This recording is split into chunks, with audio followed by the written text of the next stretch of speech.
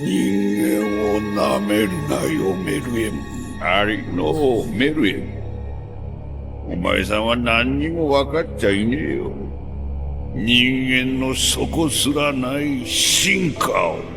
I hate humans. Sometimes. I hated them, especially at a time I didn't feel all too well. A time I don't really like to remember about, except for a few things. And one of these things is the first time I watched Hunter x Hunter. 2019, my best friend and me, we started to watch an anime called Hunter x Hunter. We knew basically nothing about it, but if we heard from it, it was always something positive. Oh, and Torben was also spoiled by yeah. It was supposed to be a great battle shonen, but how great it would really be, we had no clue. Hunter x Hunter is more than just a simple show. It's an adventure. It was an adventure we had. It was that one single day in a week I have kept waiting for. These 2 hours I kept looking forward to. It was like back then when you were coming home from school and you started watching shows like Dragon Ball, Naruto, One Piece and all these other shows, experiencing these stories as if you would be part of it. But with Hunter x Hunter, it was different. Most people know Hunter x Hunter from the 2011 adaptation from Madhouse, but there's also an older adaptation from 1999 where some people tend to like it more.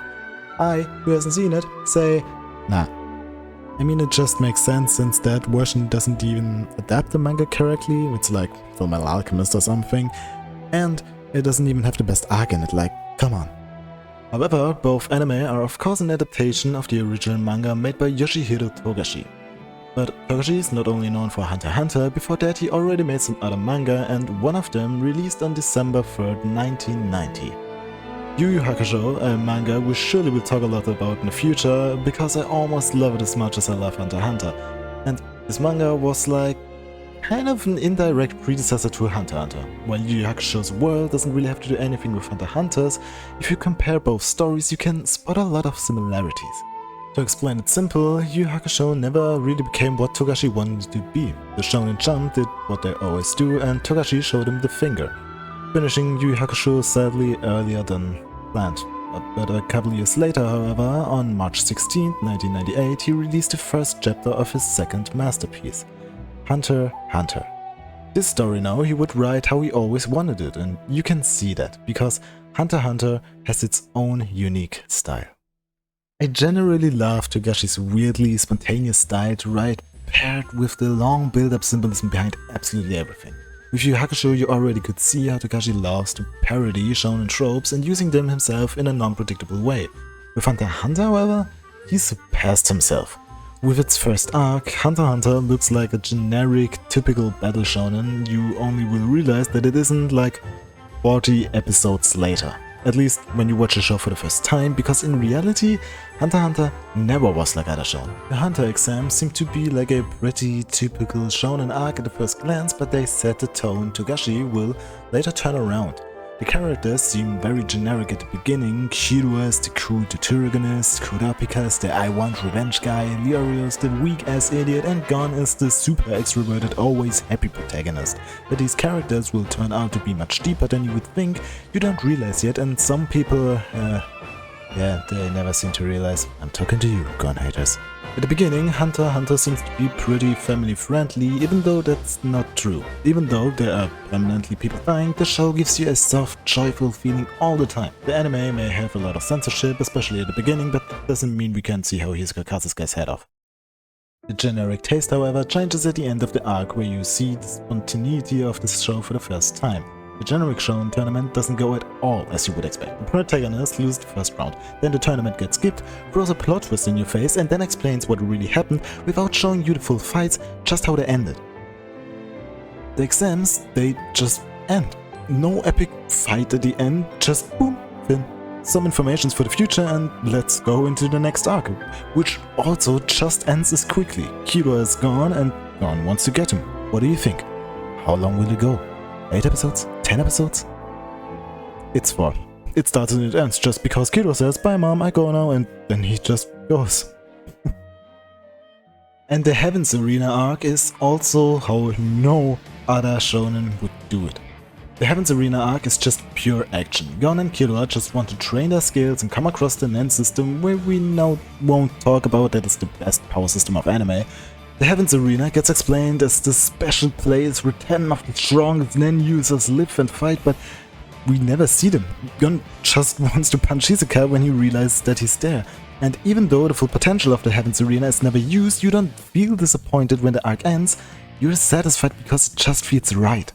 Like with the exams, it never comes to a typical peak where the strongest of the strongest fight each other. The story stays realistic and Gon and Killua only go as far as they want to. They don't care about the highest floor, so they never go there. These champions, however, could never give us the tension of the final fight this arc has to offer anyway.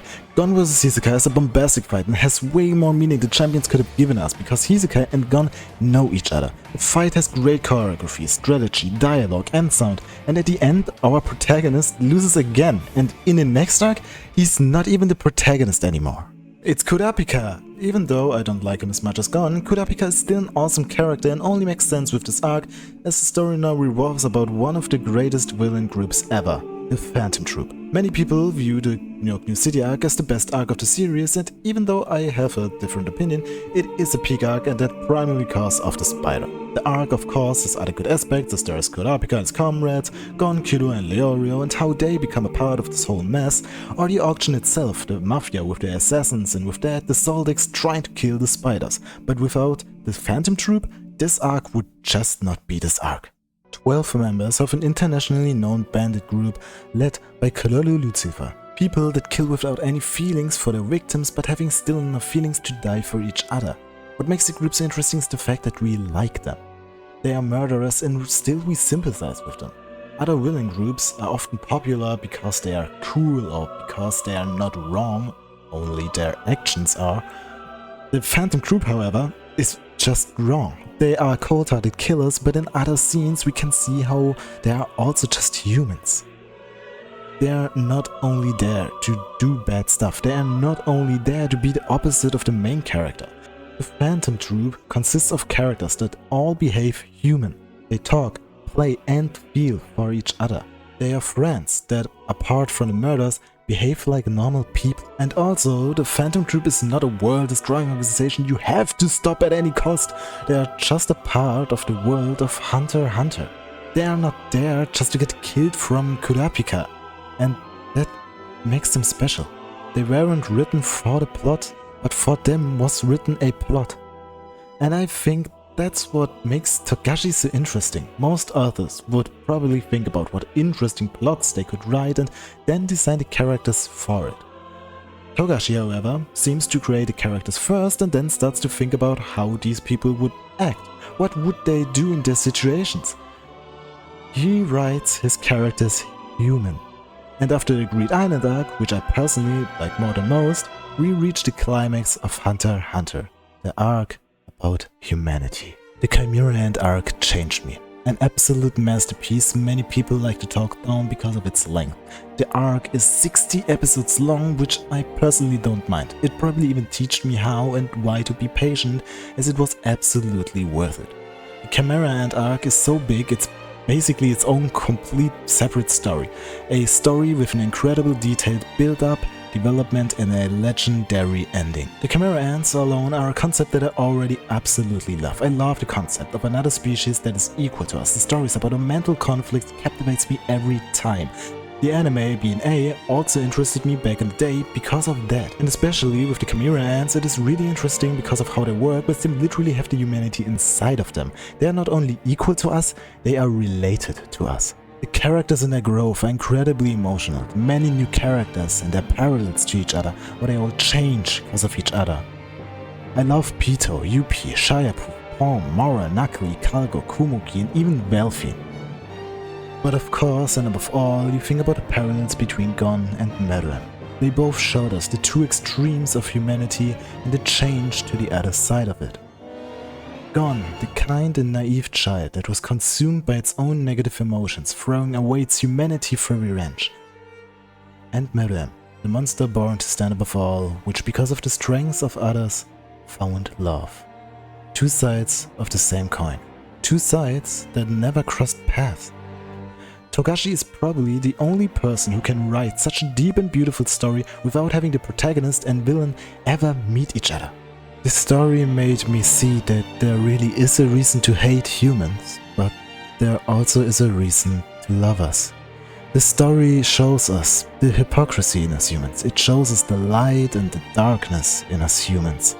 And Hunter x Hunter is written just like life is. It never ends the way you think. No arc ended as you would expect. Hunter x Hunter is an emotional piece from which I have learned as I have felt. The philosophy and meaning hidden behind the fun of this adventure. It was like back then, when you were coming home from school and you started watching shows like Dragon Ball, Naruto, One Piece and all these other shows, experiencing these stories as if you would be part of it. But with Hunter x Hunter, it was real. I am very grateful to Hunter x Hunter. The anime brought me much joy and I think I needed that. Nowadays I'm good, don't worry, but that doesn't mean that I wouldn't love the show anymore. Last year I watched it again with my friends and man, I just love this anime. Hunter x Hunter lectured me, inspired me and motivated me as the stories before did and the stories that will do in the future. Hunter x Hunter probably motivated me like no other series to someday show my own opinions, feelings and messages to the world. And until then, and even after, how about we talk about these stories together?